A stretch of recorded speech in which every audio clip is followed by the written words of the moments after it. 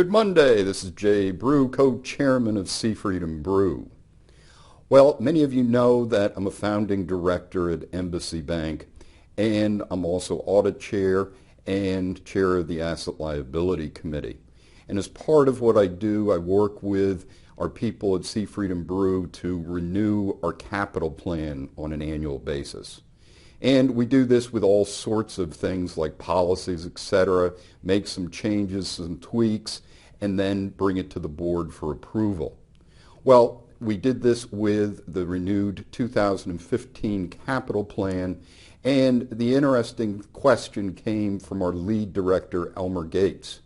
And he asked, Jay, what are the important points that you would bring out in terms of this review of the capital plan to get our approval? And it was a good question because I think that I always go to our 10-year strategic model where Sea Freedom Brew basically models out over a 10-year period of time using assumptions from a particular bank in terms of growth, maybe building branches, etc. And when we looked at that, we went over that specific piece because what it did in that 10-year plan was to lay out what our leverage ratio would be over time, so over that 10-year period of time.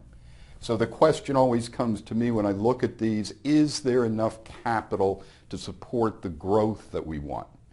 Is there anything we need to do about dividends? And what kind of overall value is created as part and parcel of the strategic planning process which interconnects with that capital plan?